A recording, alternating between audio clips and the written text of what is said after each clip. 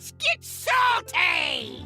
Everyone, Zeddy here again today with a brand new video. And yesterday, Hearthstone leaked all the nerfs and a couple of buffs. And the more I've thought about it, the more concerned I am over a trend happening with Hearthstone buffs that I want to talk about in this video. Before we get into that, again, this is the last day. This is the actual last day to enter the giveaway that we are having announced tomorrow, where we're going to give away $200 worth of Hearthstone packs out of my pocket to 2 different winners. All you have to do is like and comment on the video in the description below. Subscribe to the channel. We are just under 200 subs away from 57K. If we hit that by tomorrow, I will add another $100 to the giveaway. So hit that sub button, make me go broke, call your family, get your dog, get your cat to sub, get us to that goal. We are darn close. So in case you missed it, I did have a video on all of the buffs and nerfs leaked yesterday, but in case you missed it, basically they put a patch out early that people were able to see the nerfs and some of the buffs. They weren't all caught buffs. We'll talk about that in a second.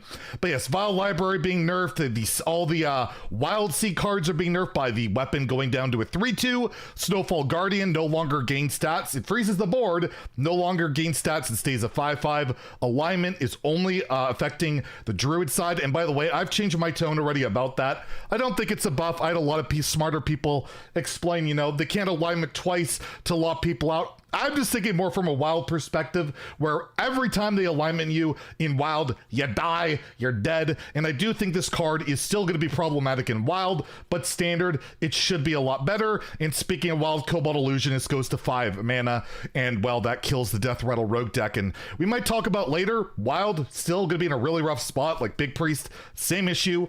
Quest Mage there, Pillager Rogue, there's tons of non-interactive stuff going on, but that's a video for a different day. But 2 buffs got confirmed, got revealed, although 2 were shown, just in case you might have seen something.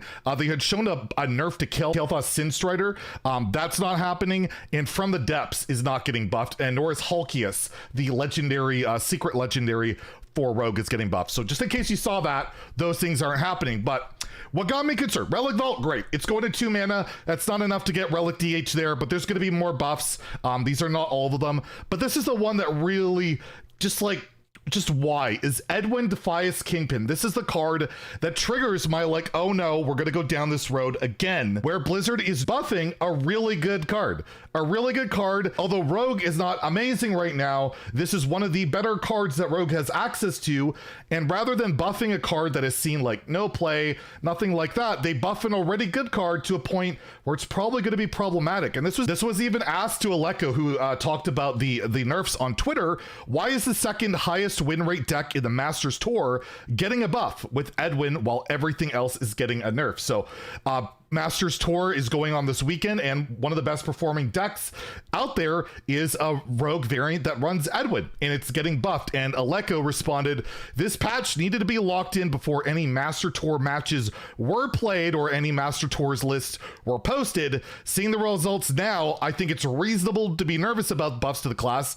I think they're kind of nervous about it too now, but I think the class needs some love in the card draw department. But I think this is where the point of my video is really going to start taking place. The way I look at it is, if Rogue is struggling with draw, right, which I don't get that whole thing. They have decent draw, but regardless, they want to give Rogue better draw. Why not buff a card? Like, for me, buffs, I feel like, you can let me know in the comments below, should be more reserved for cards that haven't really had the chance to shine, haven't had their time. They're just not good enough to really see play.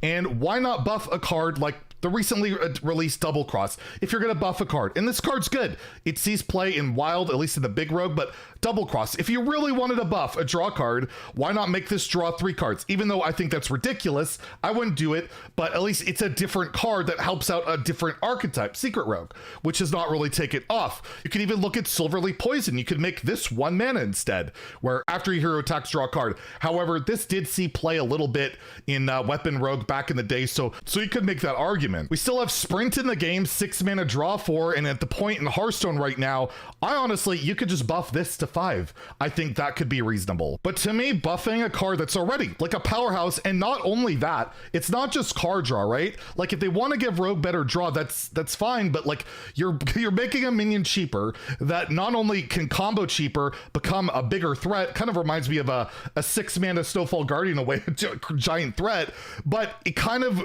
creates the problem, which which we saw before with Mr. Smite. Mr. Smite went up to 7 and made that whole Edwin charge combo harder to pull off. Well, now you can play Edwin, Shadow Step at whatever, and you're buffing it a lot easier for a lot cheaper, and you can go back to comboing Smite and Edwin for the same mana cost as before. And honestly, I feel like you want the Edwin part to be cheaper. So to me, it's like, okay, now we're going to go down the road of facing this again. Again, this might be problematic with Smite again, and it's like, want buffs to like refresh things, bring in new powerful stuff that we haven't seen before. I'll go over a few examples that they've done very recently, like Xylag. This card was seeing no play. It seemed pretty awful, but they buffed it. They buffed it so it dealt 2 damage to a random enemy, and all of a sudden this whole new archetype of Demon Hunter popped up. You were cheating it out with Carrier, which did get nerfed, but overall this card became really incredible. We saw a buff to Blackwater Behemoth in the same vein. It helped Quest Priest out. It's helped Control Priest when it's a viable deck. I've seen Zed a lot at top 20 Legend the last like week playing Quest Priest, and I don't think that's possible without a 7 mana Blackwater Behemoth, which was seeing no play, as well as Whirlpool buffed to 8 mana. Like you're buffing new cards, making them really powerful, but at least it's something new, so it's not like, oh, we got to go down this road again. And I guess one of the reasons I bring it up is this is not an isolated incident. We just had Wild Paw Knoll go from a 6 mana 3/5 back to a 5 mana 4/5, and it's like, oh great, I have to lose to Knoll on 2 again, 0 mana 4/5s. This is frustrating. And then they reverted it almost immediately. So I wish they would reserve these powerful, really interesting, strong buffs, and I'm all for buffs, I keep saying that, to cards that haven't been large meta players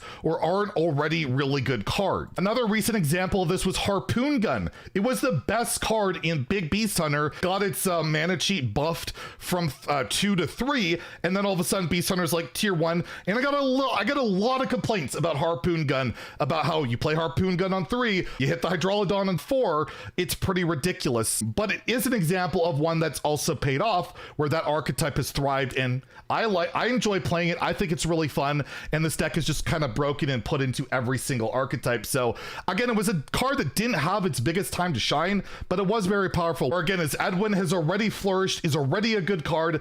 I just would love to see buffs reserved again for just cards that we haven't really seen shine. And the biggest sin, I'm going to end off this video on the biggest, the Blizzard part of it all. They took this card. They took Edwin, a 4 mana 4/4. They buffed it to a 3 mana 3/3. Why not a 2/2?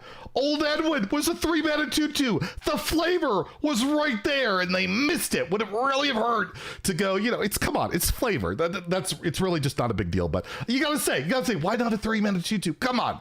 Anyways, let me know what you guys think. Does this trend worry you? Like, wouldn't it be cooler to actually buff Hulkius, a new legendary, and make this just broken? Make this 3 mana for no reason? I don't know. Let me know what you guys think in the comments below. If you enjoyed the video, please like and subscribe. Have a great day. And stay salty, my friends.